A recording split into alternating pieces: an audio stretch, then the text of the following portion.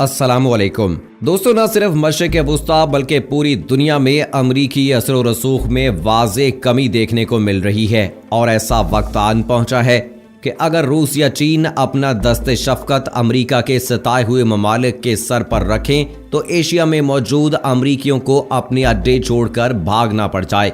लेकिन अमेरिका और ज़ियोनी रियासत इसराइल मुसलमानों के आपस में लड़ाकर अपने मकासद निकालते आए हैं और आने वाले दिनों में भी वो मुसलमान ममालिक के बाहमी इख्तलाफ का भरपूर फ़ायदा उठाएंगे और मुसलमानों को आपस की लड़ाइयों में बारी बारी मदद फराहम करके आगे चलेंगे। ऐसा ही एक खेल मशरिक़ वस्ता में शुरू हो चुका है। इसराइल ने शाम पर फ़िज़ाई हमले किए हैं, मिसाइल दागे जाने की खबरें आ रही हैं।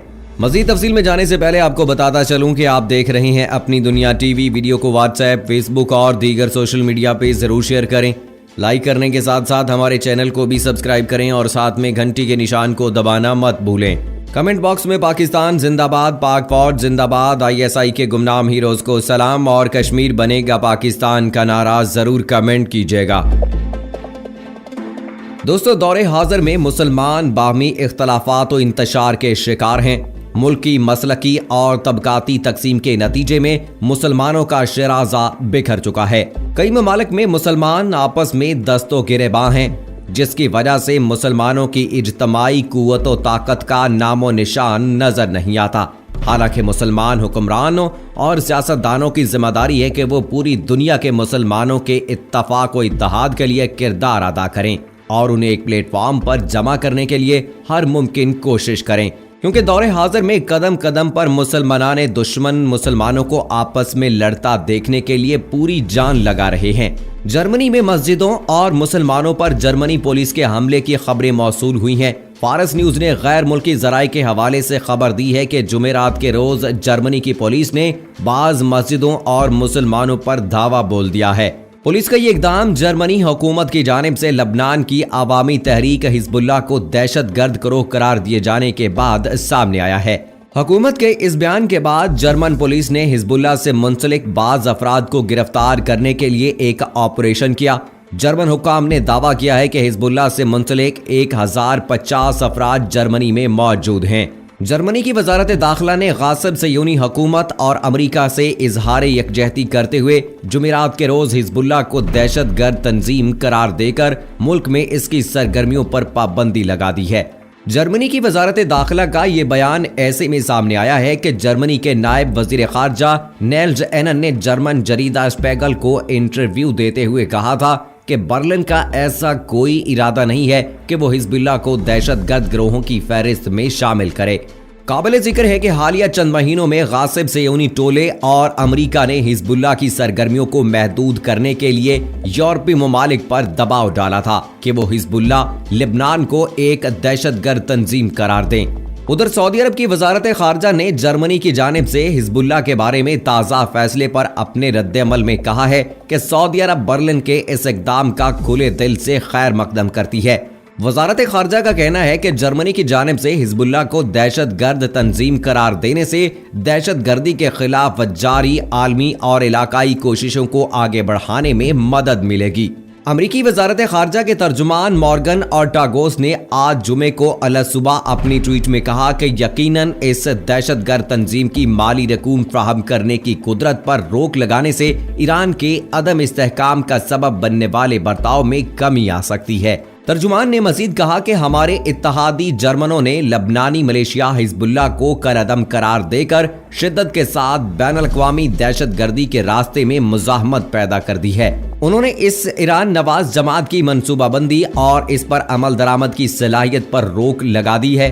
इस ऐलान के बाद जर्मन पुलिस ने मुल्क में मौजूद हिजबुल्लाह के अहम अरकान की गिरफ्तारी के लिए छापे मारे हैं। जर्मनी इससे पहले हिजबुल्लाह के सियासी बाजू और शाम की हुकूमत की फौज के साथ मिलकर लड़ने वाले यूनिट को अलग अलग डील करता था।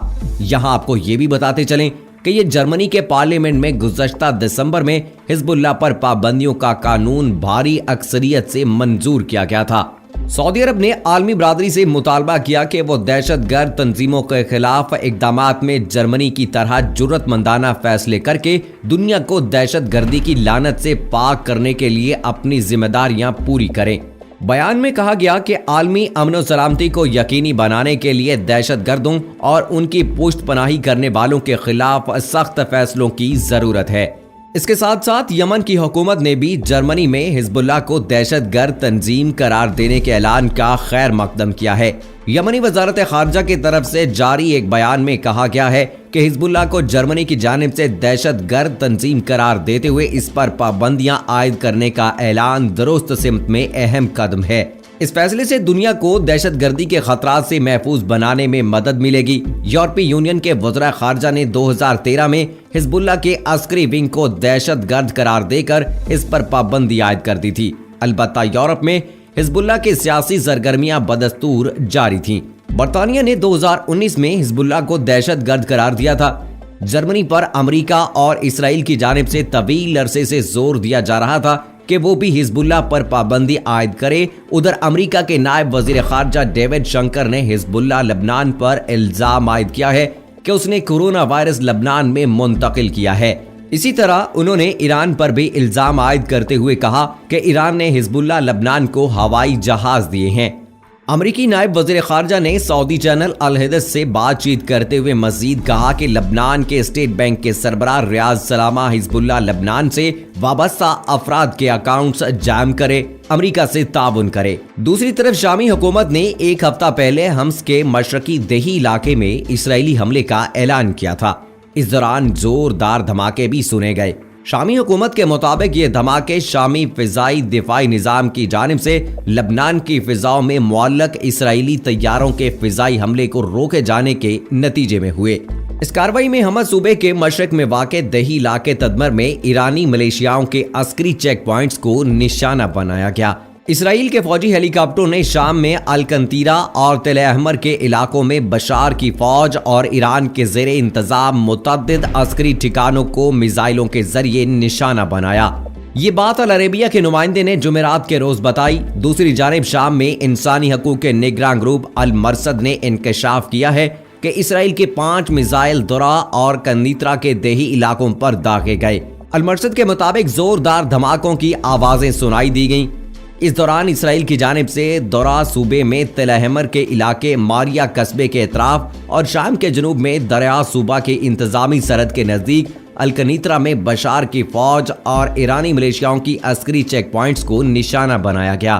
تاہم ابھی تک حملے میں ہونے والے کسی نقصان کی اطلاع نہیں مل سکی۔ شامی سرکاری میڈیا کے مطابق کارروائی میں صرف مادی نقصان ہوا ہے۔ یہودیوں کی مسلم دشمنی قدیم ہے۔ عہد نبوت ہی سے یہود و مسلم دشمنی کا مظاہرہ کرتے رہے ہیں۔ اسلام اور مسلمانوں کو نقصان پہنچانے کے لیے یہودی تفریق بین المسلمین کا حربہ استعمال کرتے رہے ہیں۔ یہودیوں کو اندازہ ہے کہ اتحاد میں عظیم طاقت ہے۔ متحد قوم تعداد کی کمی کے باوجود فتح و کامرانی سے ہمکنار ہو جاتی ہے، جبکہ بھاری تعداد رکھنے والی منتشر قوم کے قدم جلد لڑکھڑانے لگتے ہیں۔ مسلمانوں کو کمزور کرنے کے لیے یہودی لابی شروع ہی سے تفریق کی پالیسی اپناتی رہی ہے۔ یہودیوں کی تفریق کی پالیسی آج تک جاری ہے۔ آج بھی یہودی امریکہ اور مغربی ممالک کے تعاون سے امت مسلمہ کے خلاف تفرقے کا حربہ استعمال کر رہے ہیں۔ امت مسلمہ تاریخ کے پچھلے واقعات سے قطعی عبرت حاصل نہیں کرتی۔ شروع سے دشمنوں کی جانب سے ملت کے شرازے کو نشانہ بنایا جاتا رہا ہے، لیکن بڑے سے بڑا حادثہ مسلمانوں کو خواب غفلت سے جگا نہ سکا۔ لیکن اب وقت آ گیا ہے کہ ہم جاگ جائیں، ورنہ دشمن ہمیں لڑا کر اپنے ناپاک مقاصد میں کامیاب ہو جائے گا اور ہم بے بسی کی تصویر بن کر دیکھتے رہ جائیں گے۔ دوستو، یہ ہمارا سب سے بڑا مسئلہ ہے کہ یہود کی اگر ہم بات کریں تو اس کا ہمیشہ سے یہ شیوا رہا ہے کہ مسلمانوں کو کسی بھی طرح سے آپس میں لڑایا جائے، اور ہم جو ہے وہ ایک دوسرے کے ساتھ لڑنے کے لیے ہر وقت تیار رہتے ہیں۔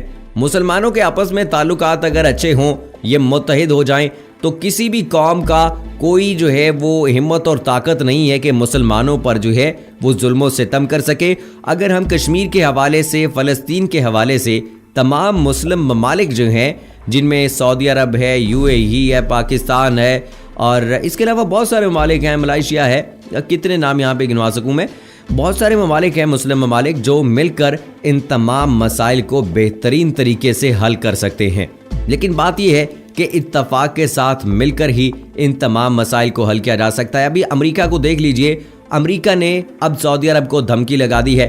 अमेरिका वो मुफाद परस्त मुल्क है, जब तक उसके साथ आप मिलकर चलते रहेंगे, उसके मफाद की बातें करते रहेंगे, उसके मफादात के काम करते रहेंगे, तो वो आपका साथ निभाता रहेगा। जब उसको लगेगा कि आप उसको नुकसान पहुंचाने की कोशिश कर रहे हैं, तो वो आपको फौरन से साइड लाइन कर देगा। आप ये देख लीजिए कि सऊदी अरब ने जितना अरसा साथ दिया है अमेरिका का, तो अमेरिका की तरफ से कोई ऐसी बात नहीं की गई। लेकिन अब जबकि सऊदी अरब थोड़ा सा हाथ उठाने लगा है, तो साथ ही अमेरिका ने इस बात की धमकी लगा दी है कि अगर सऊदी अरब ऐसा करता है, तेल की पैदावार में कमी नहीं करता है, तो अमेरिका जो है वो अपनी फौज को वापस बुला लेगा।